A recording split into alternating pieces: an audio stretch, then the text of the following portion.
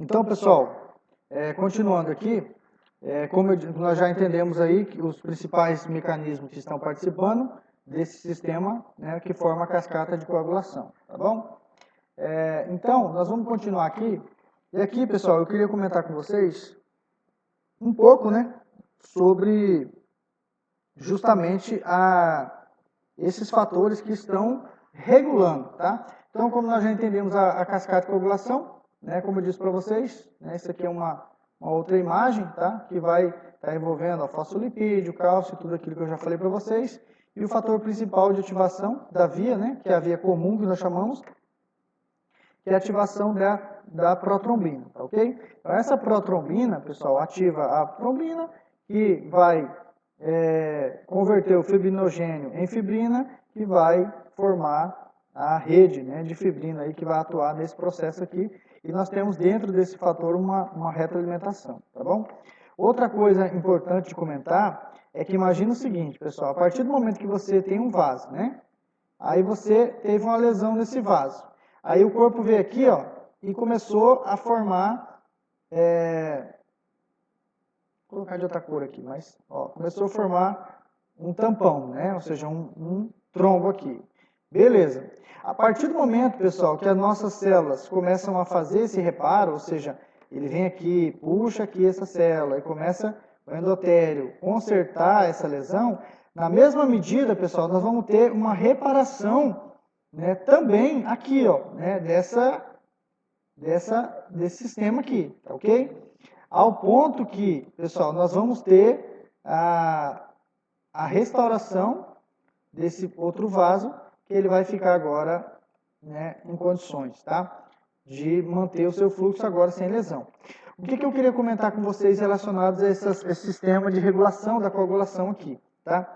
Que ao mesmo tempo que nós vamos ter a formação, né, do tampão aqui, do coágulo, nós vamos estar reparando ao mesmo tempo o tecido, e ao mesmo tempo que esse tecido está sendo reparado, nós vamos estar retirando o tampão, ou seja, retirando o trombo, o coágulo aqui, tá? Como que nós vamos fazer isso, pessoal? Nós vamos ter também enzimas que vão atuar na correção, tá? Lembrando que o trombo, pessoal, o coágulo, é uma correção temporária daquela lesão que aconteceu no vaso. Ela não vai ficar pro resto da vida ali não, tá?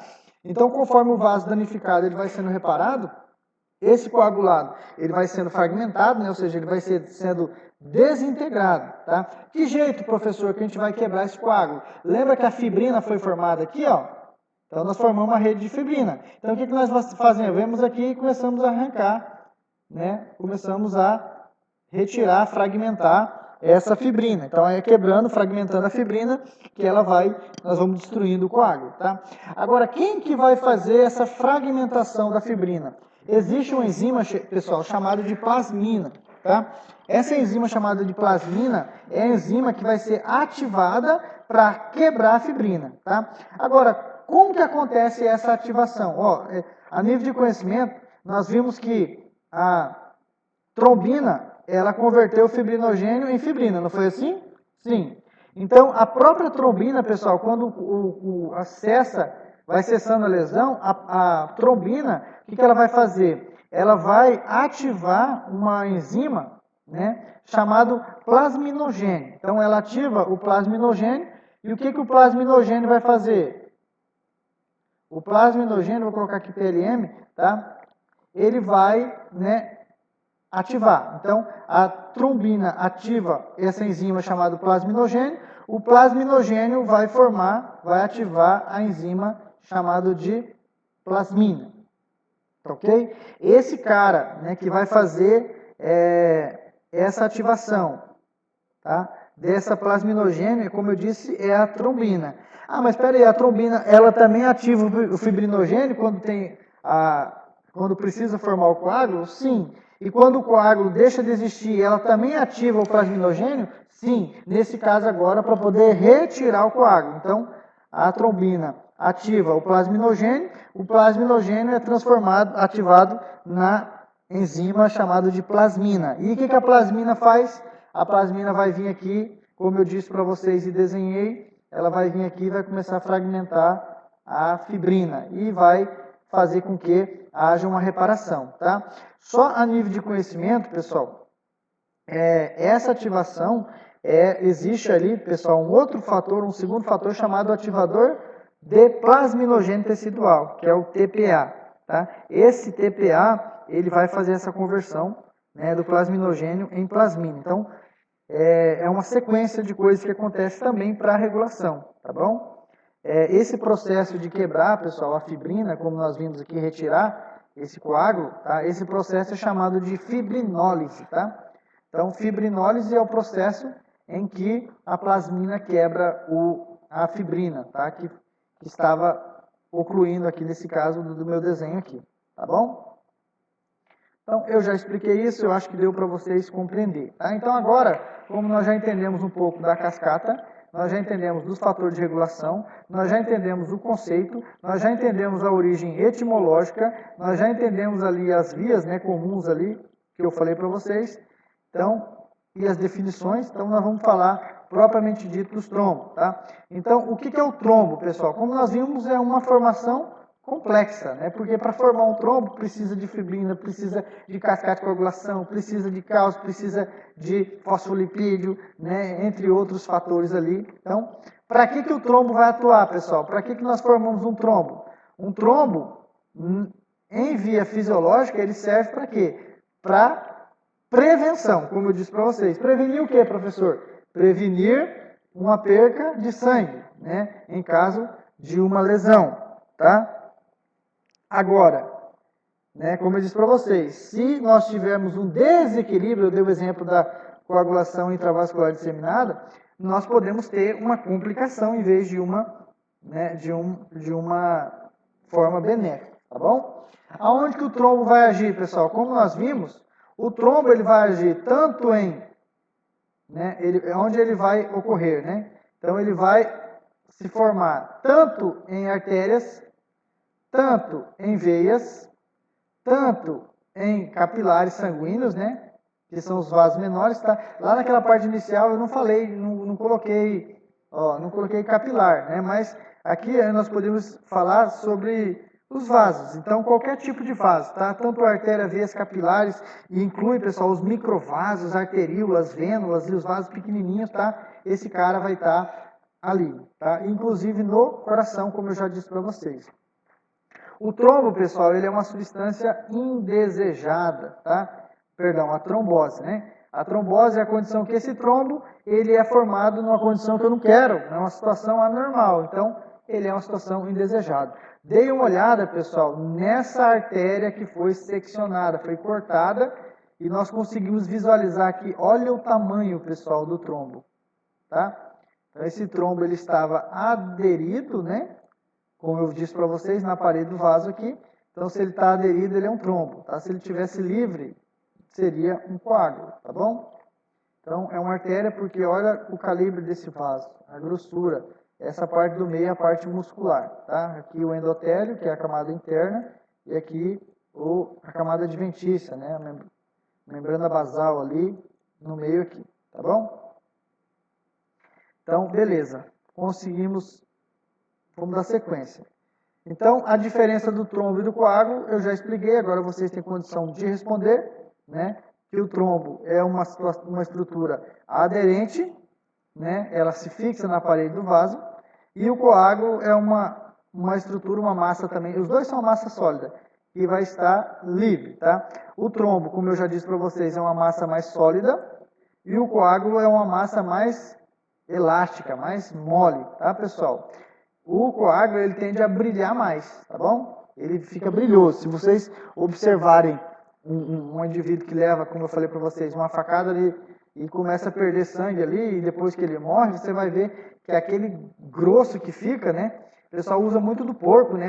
Fazer murcia, né? O sangue do porco ali, você vê aquele coágulo, pessoal. Aquela massa solidificada, aquilo ali é um coágulo, tá bom? Isso aqui que eu estou falando, né, o nosso tema é a formação de trombos de forma anormal. Como assim de forma anormal? De forma que ele vai me causar um prejuízo, um dano, tá? Em que o corpo, ele forma trombo e ele acaba impedindo o fluxo em um determinado órgão aí, tá bom? Como eu disse para vocês, os coágulos, pessoal, eles são mais comuns após a morte, tá ok? Porém, pessoal, como eu disse lá atrás também, após hemorragias, né, que haja a presença de hematomas, também pode formar coágulos no cara vivo, tá bom? A diferença é que ele vai estar móvel. O mais comum é formar o quê, professor? O mais comum, pessoal, é formar trombos, tá? Indivíduos vivos, tá ok?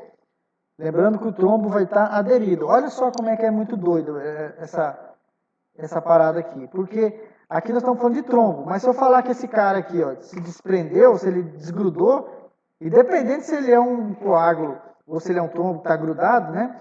Ah, mas você falou que o coágulo não está grudado. Não está grudado, mas às vezes ele pode estar escorado aqui. Se for, por exemplo, uma válvula, ele vai estar encostado na válvula, ele não vai estar aderido na membrana. Só que se esse trombo ou esse coágulo, ele desprendeu e ele começou a circular, ele é chamado de êmbolo, tá? Então nós vamos ter uma condição chamada de embolia, tá? Então a embolia é o tema da nossa próxima aula, tá? Em que esse cara se desprende, então nós vamos ver o que regaço que ele vai fazer, para onde que ele vai fazer, o que, que pode acontecer, tá? Então o foco aqui é trombose, tá bom? Então, como eu disse para vocês, os dois é muito difícil de diferenciar, que é muito similar, tá bom? Então, a trombose, pessoal, ela pode acontecer, né? E acontece principalmente aqui, nos vasos, tá bom? Ah, pode acontecer no coração também? Pode, mas é mais comum nos vasos. Então, quando essa trombose, ela incide, ela ocorre, tá? Em vasos venosos, nós chamamos de trombose venosa. Beleza? Quando essa trombose ela acontece em vasos arteriais, nós chamamos de trombose arterial, tá ok? Então, a primeira coisa, a nomenclatura vai depender de onde está acontecendo, tá ok? A trombose venosa, como nós vimos, acontece nas veias. A trombose arterial acontece nas artérias, tá ok? O que isso vai dificultar, pessoal? Ele vai dificultar o retorno venoso. Então, ele vai causar uma disfunção. Lembra que o retorno venoso, o sangue ele está subindo, está voltando para o corpo, nesse caso na perna. Se fosse na mão, seria da mesma forma subindo, tá? Então, ele vai causar uma disfunção do retorno venoso. Professor, o que pode acontecer nessa disfunção do retorno venoso? O cara, ele vai ter acúmulo de sangue, porque se o sangue não está voltando, ele vai acabar se acumulando, tá? Então, esse acúmulo de sangue vai causar um aumento da pressão, e a gente viu nas últimas aulas sobre edema, né? Esse aumento de pressão na parede dos vasos aumenta a pressão hidrostática, que vai fazer com que, né, o plasma passe, né, esteja mais concentrado, né, ou seja, uma quantidade maior, ele passe para o interstício e cause o que nós chamamos aí de edema, tá bom? Então, a obstrução, né, por um trombo na veia tende a causar a formação de edema. O que é edema? Um inchaço, pessoal. Ele vai reduzir a drenagem, a retirada de sangue lá do local comum, tá ok? E, pessoal, esse acúmulo, tá, de sangue no vaso, olha que interessante, gravem isso aqui. O acúmulo de sangue dentro do vaso, isso aqui é chamado de hiperemia passiva ou congestão, tá? Eu acredito que se der tempo eu vou falar uma aula sobre hiperemia ativa e passiva, tá? Mas aqui eu queria adiantar para vocês que o sangue, se ele continuar acumulado dentro do vaso, que é o que vai acontecer, né? Nós vamos ter a congestão, ou seja, a hiperemia, o acúmulo de sangue venoso. Se esse sangue, né, esse plasma começar a migrar para o interstício, fazer o que está acontecendo aqui, ó, eu vou ter, além dessa congestão, que é o acúmulo de sangue, né, na veia, eu vou ter também um acúmulo de sangue no tecido, que nós chamamos de edema. Então, eu vou ter os dois nessa situação. Se essa obstrução for numa artéria, pessoal, ou seja, a trombose arterial, aí, meus amigos, aí eu vou ter outros tipos de complicação, tá? Como, por exemplo, a isquemia, tá? O que é a isquemia? Pessoal, eu não sei se eu já expliquei para vocês, eu acredito que já. Lá no começo eu acho que eu falei para vocês. Quando eu falo, pessoal, em hiperemia, eu estou falando do aumento de fluxo, esse emia vem de sangue, tá, pessoal? Na circulação, ou seja, em todo o corpo, tá? Então, se eu tenho uma hiperemia, eu tenho um aumento de sangue no corpo. hiper, tá? Se eu tenho uma oligonemia, essa oligonemia, né? Oligoemia, perdão, é uma diminuição do fluxo sanguíneo no corpo. Então, hiperemia, aumento de fluxo sanguíneo. A oligoemia, uma diminuição do fluxo sanguíneo. E uma isquemia, pessoal, essa isquemia, esse termo mais adequado é numa ausência ou uma quantidade muito pequena, abaixo do mínimo, tá? De sangue para o corpo. Ou seja, nós vamos ter um déficit muito grande de fluxo sanguíneo, tá ok? Então, a isquemia está associada à ausência, à não passagem de sangue, tá? E o que mais que eu posso ter, pessoal? Eu posso ter os infartos, tá? Ou as mortes celulares, né? Como eu disse para vocês, se isso for lá no coração, nós chamamos de infarto. Se isso aqui for aqui como nós estamos vendo aqui, ó, nós temos uma artéria do cérebro com obstrução. Não está passando sangue? Não. Então, nós temos uma isquemia. E aí, pessoal, o que vai acontecer com as células que estão precisando aqui desse sangue? Essas células, elas podem morrer, tá? E aqui nós vamos ter o quê? Um infarto do cérebro? Posso chamar assim, não é errado. Mas aqui no cérebro nós usamos o termo, né, mais usado como acidente vascular, né, encefálico isquêmico, ou seja, de diminuição ou ausência de sangue naquela região, ok? O posicionamento, pessoal, no avião aqui, ó, é muito comum, devido a... Peguei essa imagem para mostrar para vocês, que a posição que você fica pode diminuir o fluxo sanguíneo para os membros, nesse caso pelas veias, né? Por quê? Como o sangue ele retorna pelas veias, você está com a perna dobrada, ó, né? E você ainda está com a região plantar, que é a parte de baixo, né, mais para cima, você vai causar uma constrição, né? Você vai causar uma constrição menor nas veias. E o sangue venoso, para voltar, precisa que os músculos contraiam, tá, pessoal? O coração não está aqui no pé bombeando sangue pela veia, não, tá? O coração está aqui no peito bombeando para as artérias. Então, esse sangue que retorna, a pressão que vem é muito lenta, porque para passar da artéria para a veia, no meio tem os capilares. Então, os capilares, o que eles fazem? As arteríolas, para entregar o sangue para o capilar, ele entrega o sangue com fluxo bem lento. E como os fluxos do capilar, da arteríola para o capilar é lento, ele vai entregar um sangue lento, do capilar para a veia o sangue vai continuar lento. Então o fluxo de retorno venoso é um fluxo lento. E o que vai fazer esse sangue voltar, pessoal? Contração muscular, principalmente, tá? O sangue volta sim pela pressão, mas a pressão é muito baixa, e a gente precisa contrair a musculatura para que esse sangue possa voltar. Então, como vocês podem ver, ó, a contração da musculatura comprime junto, além de comprimir o músculo, comprime a veia junto, e o sangue acaba subindo e retornando, tá? Mas o sangue ele pode voltar? Pode, como eu disse para vocês, mas tem válvulas nas veias que vai impedir esse sangue voltar. Porém, dependendo, como eu disse para vocês, falta de movimentação e outras coisas, né? O nosso corpo acaba sobrecarregando as válvulas e o cara começa a ter um fator para formar trombos aqui, que é justamente a má circulação, tá bom? Então, continuando aqui, pessoal, só acompanhando o tempo aqui, a outra deu 47 minutos, eu tenho que gravar, pessoal, uma aula de 1h15, tá? Tentar me enquadrar aqui dentro desse tempo. Então, pessoal, nós já entendemos vários fatores, vários tipos aí, né? Então, vamos continuar aqui entendendo um pouco mais, tá? Esse cara aqui é um cara chamado, pessoal, Rudolf Virchow, tá? Ou Rudolf Ludwig Karl, né? Virchow.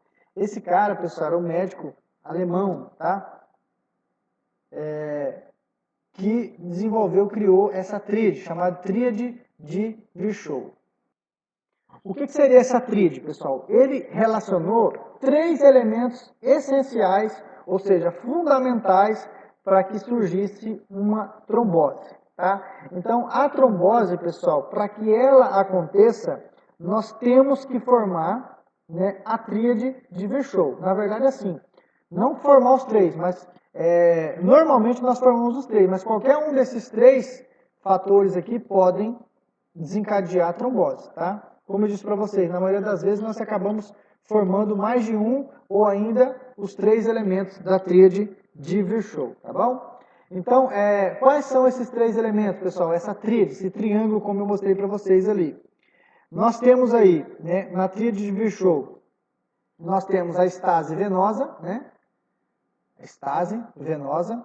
Professor, o que é a estase venosa? A estase, pessoal, é um fluxo de sangue diminuído, tá? Então, a estase é o sangue, o fluxo de sangue numa quantidade menor. Então, o que eu estou querendo dizer? Que se o fluxo de sangue do indivíduo flui de forma mais lenta, pode formar trombo? Pode, tá? Como nós vimos aqui no avião, o cara vai viajar bastante tempo e fica com a região dos pés dobrado, o que ele pode ter? Estase. E se ele tem estase, ele pode formar trombo? Sim.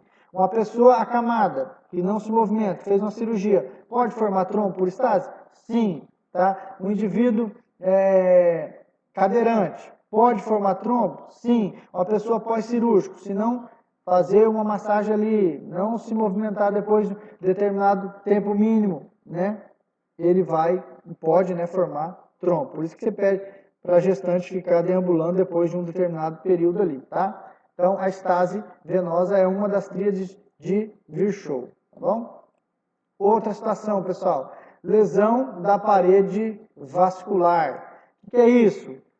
A parede do endotélio, pessoal, né, ou a parede endotelial, aquela camada interna, né, da artéria, da veia, né, do capilar, etc. Vou mostrar para vocês aqui, ó. Essa camada aqui, ó, que eu disse para vocês, ó, essa camada, interna aqui, ó. Essa camada mais interna aqui, se eu tiver uma lesão nela, né, como vocês podem ver aqui, ó, possivelmente aqui tinha lesão, né? Então, essa parede endotelial lesionada pode causar trombo. Sim, pode formar trombo, faz parte de uma tríade de Virchow. A hipercoagulabilidade, olha que nome bonito, né? Hipercoagulabilidade. O que está falando aqui? Hiper, aumento. Coagulabilidade, ou seja, formar coágulo. Lembra que esse termo coágulo é antigo. Aí hoje nós sabemos aí que existe uma diferença entre os dois, mas os dois são sinônimos, aqui se aplica tanto ao trombo quanto ao coágulo, tá bom?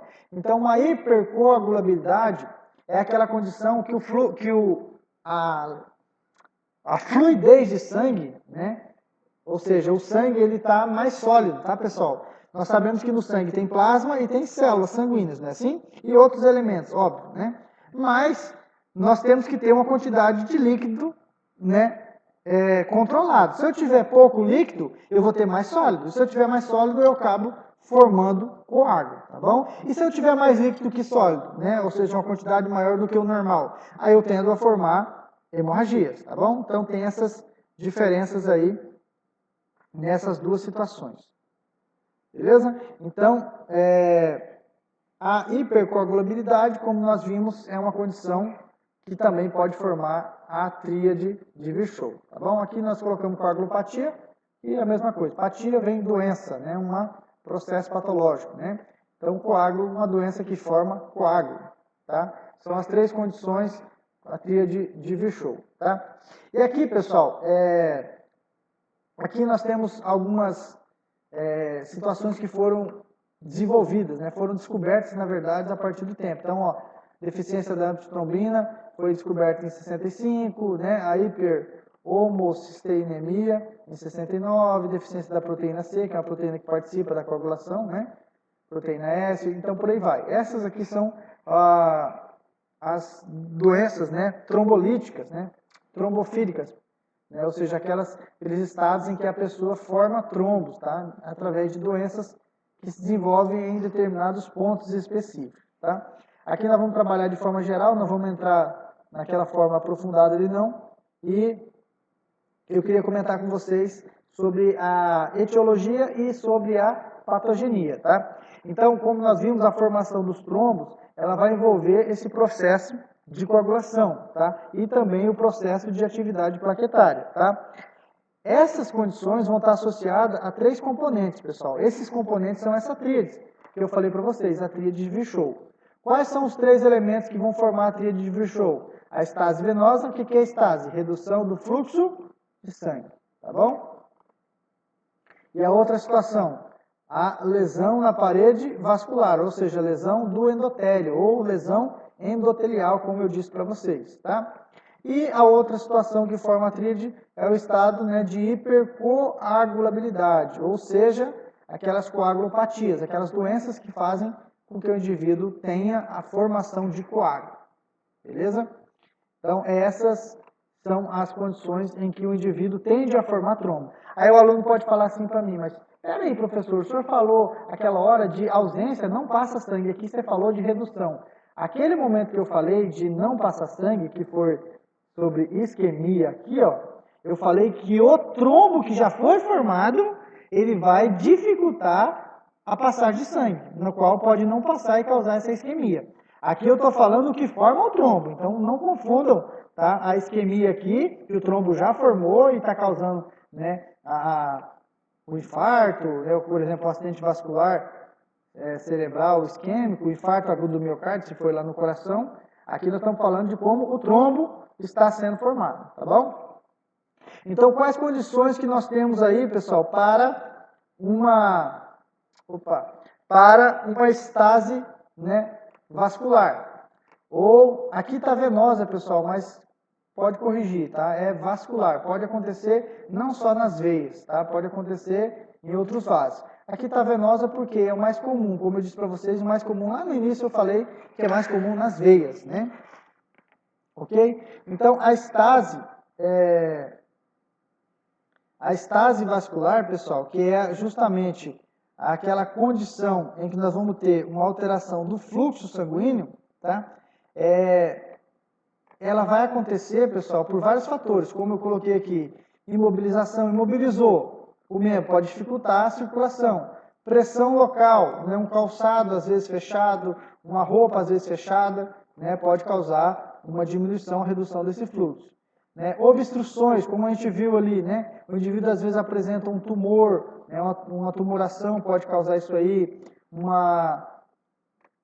às vezes, pessoal, uma formação de um êmbolo, né, através de, por exemplo, uma gordura, uma partícula de alguma substância sólida que entra em contato com o corpo ali, penetra o corpo do indivíduo, tá? Então pode causar essa consequência aqui, tá? Insuficiência cardíaca pode, porque se o sangue estiver sendo bombeado de forma lenta, pelo coração não está conseguindo, o sangue vai reduzir a quantidade que vai manter-se circulante. Então o cara pode ter um fator aqui, tá? Essa insuficiência cardíaca congestiva é aquela em que o indivíduo ele tende a acumular o fluxo de sangue, principalmente nos pulmões, tá, pessoal? E ele vai estar associado também a uma disfunção respiratória, tá? E também desidratação, ou seja, você diminui a quantidade de líquido no sangue, né? Quando você perde água, você não perde só água das células, você perde do sangue também, tá? E isso pode causar uma redução do fluxo circulante, tá bom? Essa condição, pessoal, de fluxo sanguíneo, ele está muito associado à questão da velocidade do sangue, tá? Então nós podemos tanto ter o aumento quanto a diminuição. E também tem a questão da turbulência do fluxo sanguíneo. Como a gente viu, se eu tenho uma válvula, né? Se eu tenho uma válvula aqui, ó, retendo o sangue que está passando, a partir do momento que eu tenho uma falha nessa válvula, eu vou começar a formar turbilhamento, tá? Esse turbilhamento vai ser o quê? Um fluxo que antes era liso, laminar, o fluxo agora começa a estar girando, tá? Quando nós temos um fluxo laminar, o que quer dizer? Quer dizer que o sangue está fluindo de forma normal, não está tendo atrito, não está... geralmente as células sanguíneas, elas ficam no meio, elas passam aqui. Elas não ficam batendo na parede, tá? Não que algumas não encostem, tá? Mas a quantidade que fica chocando com a parede do vaso é menor, tá bom? E aí, pessoal?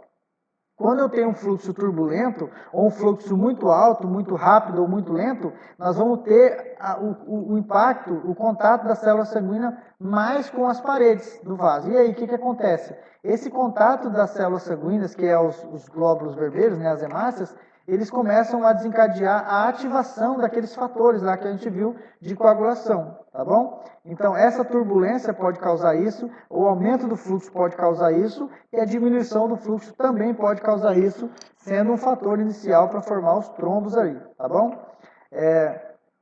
E essa alteração, pessoal, pode ser tanto local, como a gente viu, lá no pé daquele cara que está no avião, né? Quanto pode ser sistêmico, ou seja, o próprio coração está tendo dificuldade de bombear aquele sangue e ele vai ter uma diminuição de sangue em todo o corpo em consequência daquilo ali, tá bom? Então, essas situações podem acontecer sim, tá bom?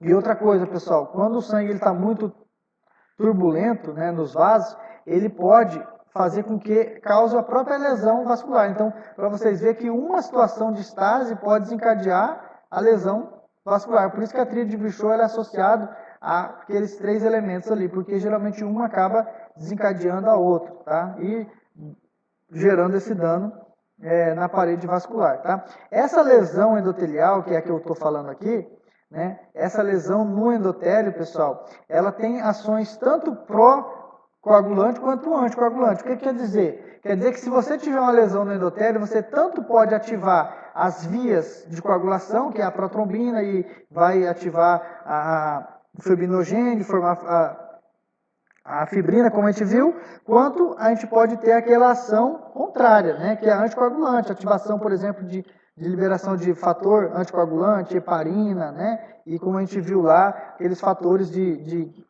a protrombina ativar o plasminogênio e quebrar a fibrina, como eu já expliquei lá atrás. Então, a lesão no endotélio pode ter os dois, tá? É claro que o mais comum a lesão no endotélio desencadear justamente a coagulação, tá? Então, a ação pró-coagulante, tá ok?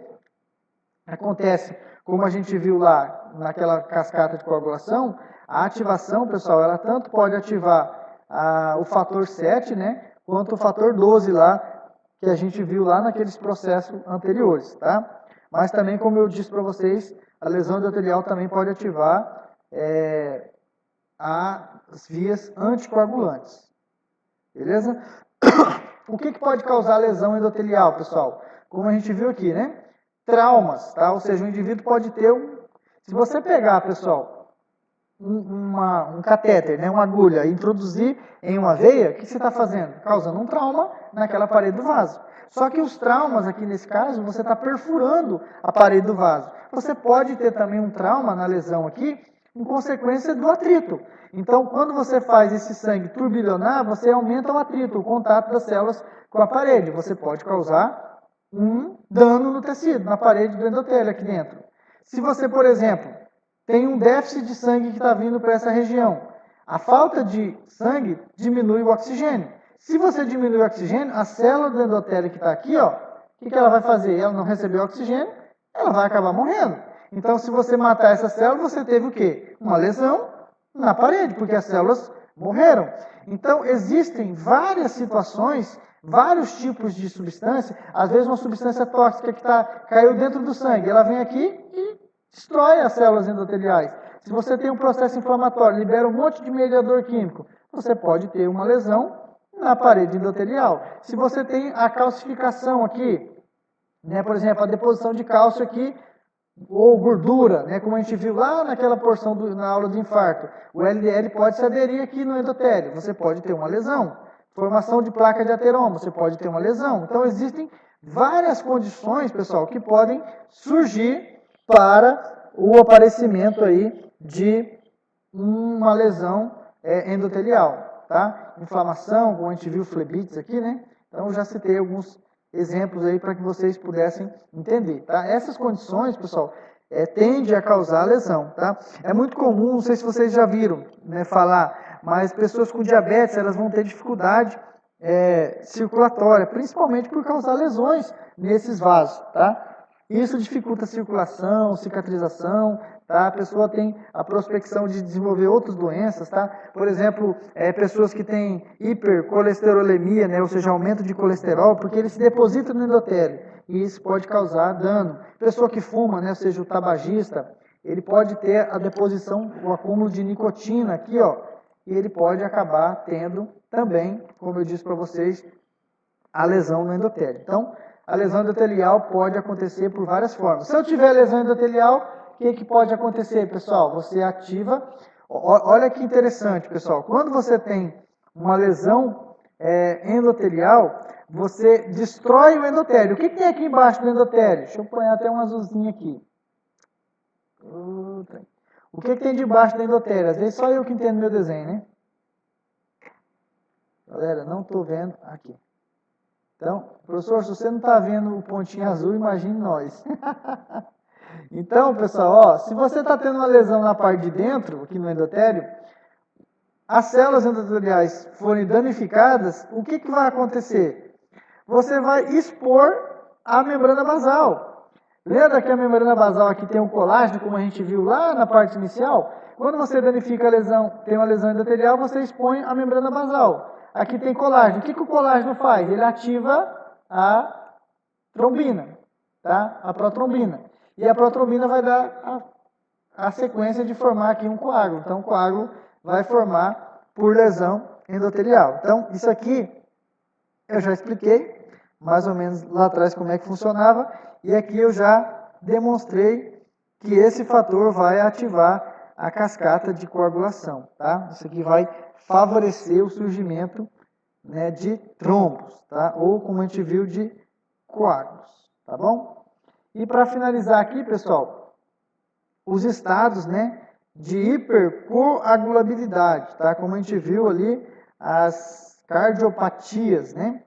As cardiopatias podem surgir, tá bom? Essa hipercoagulabilidade, pessoal, ela surge, tá? Principalmente por 3 fatores, tá? Que é, né, o aumento do número de plaqueta, quando a pessoa tem muito plaqueta, né? Vocês vão ver, se eu não me engano, em bases patológicas e outras disciplinas afins aí, que nós temos um número, né, uma contagem de plaquetas, né, um número de plaquetas, tá? Então, quando você tem muita plaqueta, você tende a formar mais trombos, tá? Outra situação é a maior disponibilidade de fatores procoagulantes. Quando você tem naquela regulação, você tem substâncias que favorecem a formação de trombos, obviamente você vai ter uma chance maior de formar trombos.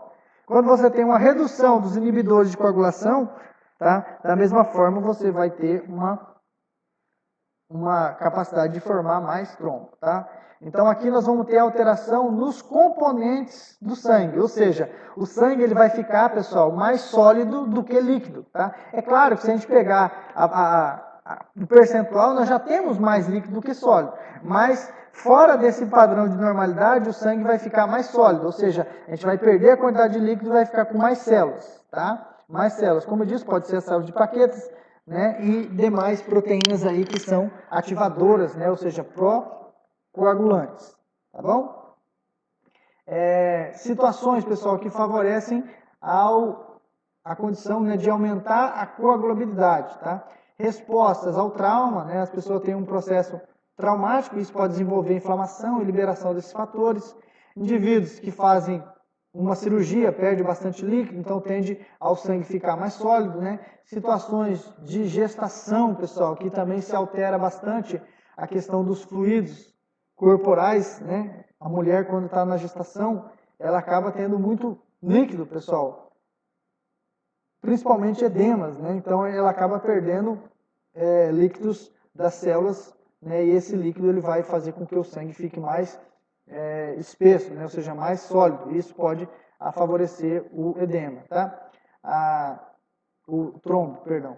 Tá? Situações em cânceres, tá? Porque células cancerígenas dentro da corrente sanguínea, por exemplo, como por exemplo uma leucemia, um linfoma, ele pode solidificar mais o sangue, tá? Uso de estrógenos contraceptivos, né? E repositores hormonais também, eles influenciam, pessoal, nessa questão, tá? Porque eles vão estar associados ao risco, tá, maior de formação de trombo, porque eles possuem, dentro dos seus componentes, fatores que ativam, né, a formação do trombo, tá? E os estados trombolíticos que eu tinha passado aqui já para vocês, né? Vários fatores, fator 5, fator 7, mutação do F2, deficiência de proteína C, proteína S, né, a antitrombina, né, entre outros aí, tá? São condições que o indivíduo pode se envolver, tá? Aqui nós temos uma imagem, pessoal, mostrando a formação de um trombo em um aneurisma. Então, o que é um aneurisma? É uma dilatação da parede da artéria. Como aqui nós tivemos uma dilatação da parede da artéria, nós tivemos o que aqui? Um fluxo sanguíneo irregular. O que está acontecendo aqui? Um turbilhamento, o sangue está girando aqui, pessoal. O que acontece com esse sangue girando? Ele está chocando com a parede do endotélio. O que acontece quando você choca essas células na parede do endotélio? Você causa lesão endotelial. Então, o que nós estamos tendo aqui? Um fluxo sanguíneo irregular, ou seja, uma estase, uma diminuição, né? Por consequência dessa dilatação. Nós temos aqui um choque, né, das células à parede do endotélio, nós vamos causar uma lesão endotelial. Então, e aqui nós vamos ter a deposição das plaquetas formando o trombo aqui, tá bom? Aqui no caso, as tromboses, um exemplo aqui, né, causadas pelo uso do anticoncepcional, tá? Existe aqui, pessoal, alguns mecanismos que estão associados, né, presentes nessa patogênese da trombose, tá? Um exemplo muito clássico, pessoal, é a trombose venosa profunda, tá, pessoal?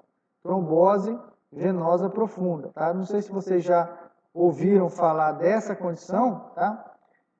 A trombose venosa profunda, pessoal, o nome já fala, trombose porque forma trombos, né? E uma condição anormal.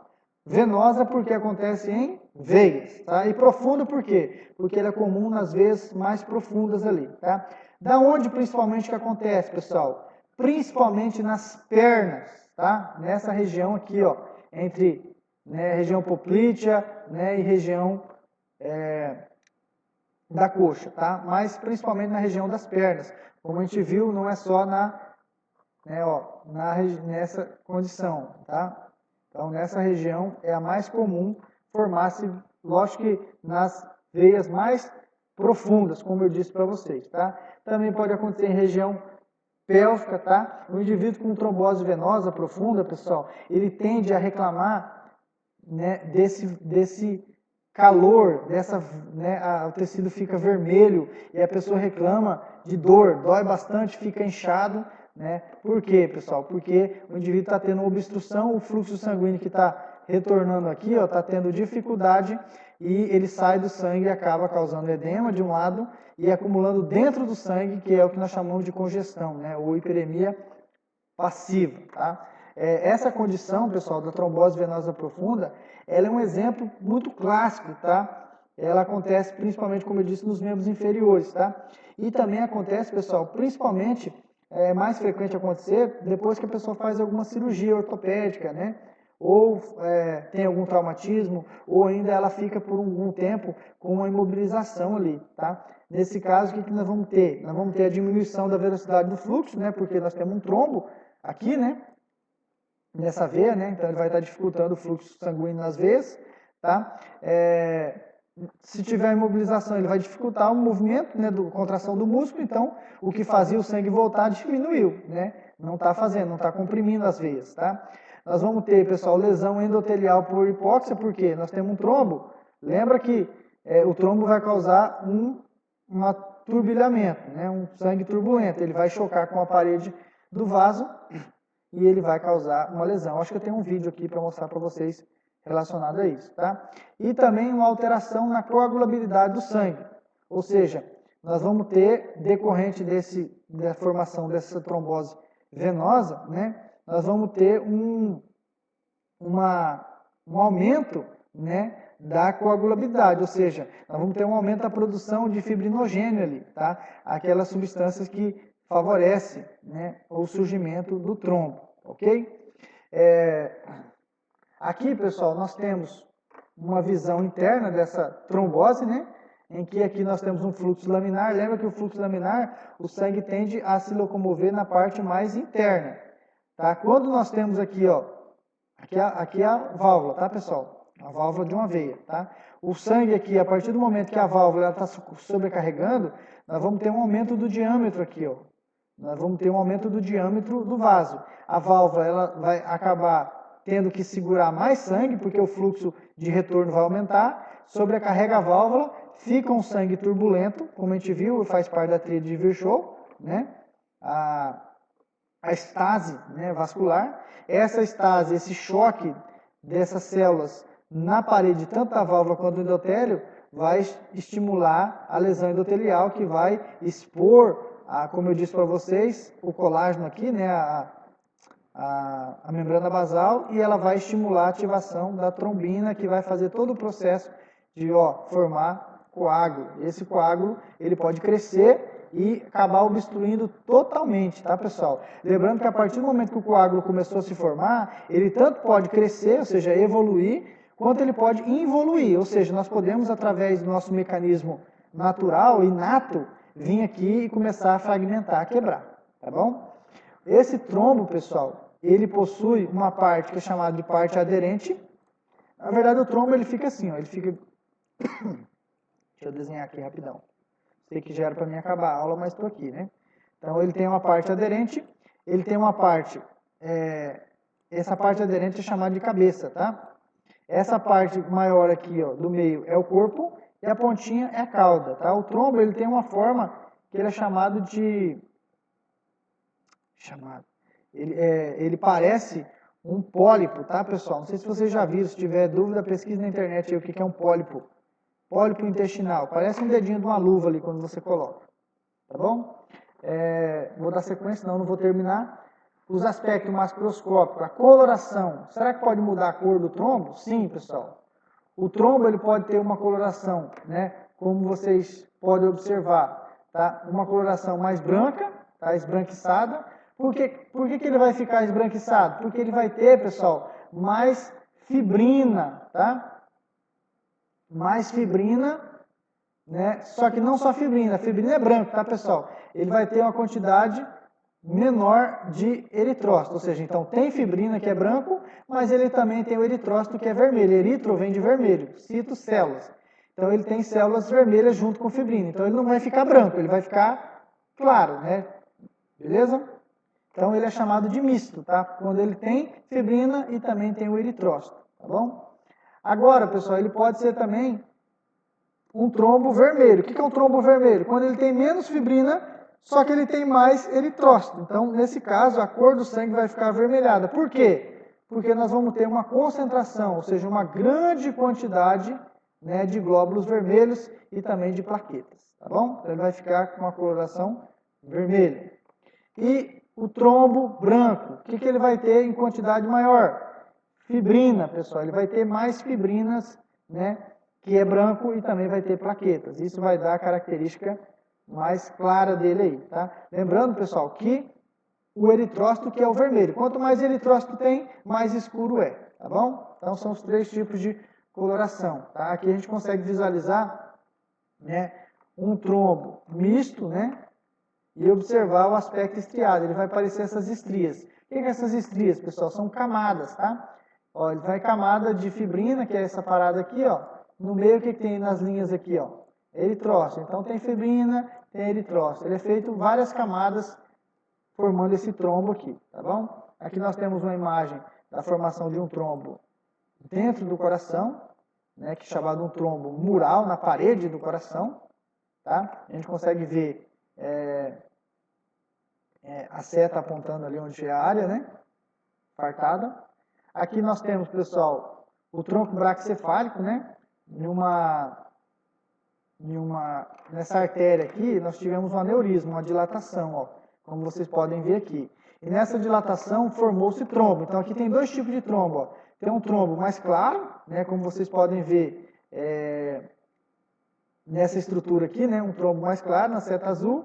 Né? E aqui a gente consegue ver um trombo escuro, né? Ou seja, um trombo vermelho nessa seta preta. Então formou dois tipos de trombo aqui. Por que formou? Porque a quantidade de fibrina e glóbulos vermelhos, aqui o eritrócito se acumulou em quantidade maior.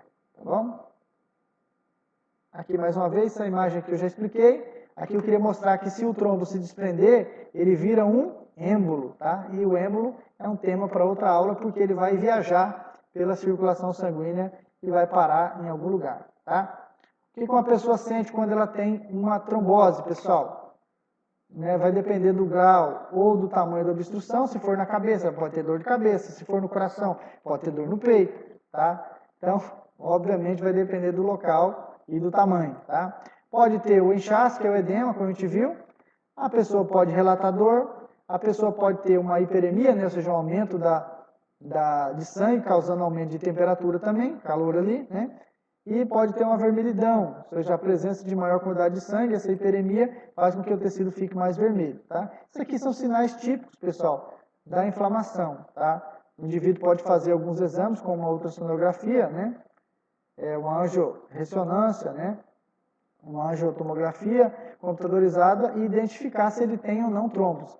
Aqui é evidente, né? Aqui é visível, mas se aqui às vezes a pessoa não está visualizando, a gente consegue fazer alguns exames para identificar. Tem que cuidar, pessoal, que o trombo, ele é uma situação que pode apresentar, às vezes está achando que é um trombinho ali, o cara já está com um monte de outros problemas, né? Está escuro, o iceberg está sobrando lá embaixo. Então, né, a maioria das vezes, pessoal, ele é assintomático, tá? A maioria das vezes a pessoa não sente nada, quando ela vai ver, ela já está ferrada, tá bom? Então, né, para vocês abrir o olho quanto a essas questões, tá? O indivíduo, ele pode ter complicações, tá, pessoal? Ou seja, isso pode evoluir, tá? O indivíduo, ele pode ter, como a gente viu aqui, ó, disfunções, o trombo virar um êmbolo e cair no pulmão e virar uma embolia pulmonar, né, como a gente pode visualizar aqui. O indivíduo pode ter esse trombo causando insuficiência cardíaca, evoluir para o infarto, tá? O cara tem um infarto do miocárdio por consequência disso, tá? Então, a causa mais comum, a consequência mais comum, pessoal, é a obstrução, tá? E essa obstrução, ela pode ter um crescimento progressivo, como a gente viu, pode aumentar, né, e causar complicações. Ela pode calcificar aquele trombo e ele acabar obstruindo. Nós podemos ter a migração de fagócitos ali, esses fagócitos causar uma piora do quadro, tá, pessoal? Porque ele danifica ainda mais, pode danificar ainda mais o endotélio, formando células espumosas. A gente pode ter calcificação, tá? A gente pode ter colonização de micro-organismos, por exemplo, bactérias, fungos, né, naquele trombo e causar uma resposta no corpo, por exemplo, lá nas válvulas cardíacas, causando uma estenose aórtica, uma estenose mitral, um regurgitamento de sangue lá em vez do sangue ir do ventrículo para a grande circulação do ventrículo esquerdo, talvez o sangue volte para os átrios. Então, as complicações são várias, tá, pessoal? Podem acontecer, tá bom? Aqui eu queria ver se dá para me mostrar.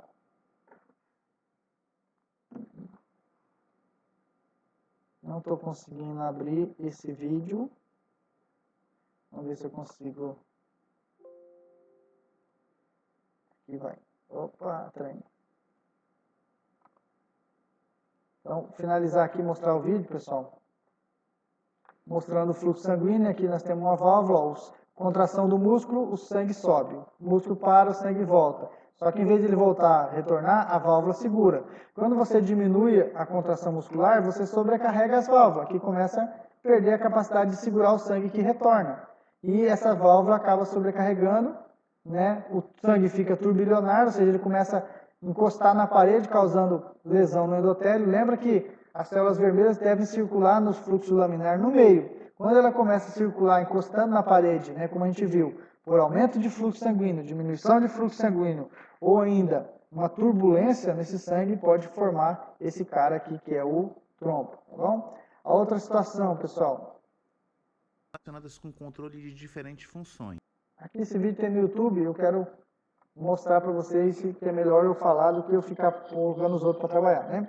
Então aqui é os vasos no encéfalo, né? Nesse caso artérias, o sangue ele está indo, né, para as células nervosas, e esse sangue, pessoal, ele vai através da contração do coração, através desse sangue que passa pelas artérias. Nesse caso, por algum motivo, que são vários, a tríade de Virchow, né, começou a formar um trombo. Esse trombo, o que ele vai resultar? Ele vai causar uma obstrução. Então, se vocês observar aqui, o trombo ele vai acabar obstruindo o fluxo sanguíneo. Essa obstrução desse trombo, isso aqui vai chamar isquemia. Então, toda essa área que dependeria daquele sangue acaba não ocorrendo. Tá? Isso aqui é chamado acidente vascular isquêmico. Quando nós temos uma ruptura desse vaso e o sangue ele é derramado, aí nós temos um acidente vascular encefálico hemorrágico. Nesse caso, a trombose vai resultar num fluxo isquêmico, tá? Ou seja, ausente, ó, pessoal. É claro que nesse caso o mecanismo compensatório pode estabilizar, tá bom? Galera, muito obrigado por me ouvir. Hoje a aula passou, né? Passou do que eu planejei, né, uns 20 minutos, mas eu ganho para isso mesmo, para ensinar vocês, tá? Aí estão as questões. Muito obrigado por me ouvir. Desculpa se eu prolonguei demais, mas o objetivo foi terminar e passar o maior número de informações possível, tá? Deus abençoe vocês, grande abraço e até a próxima. Valeu, fui!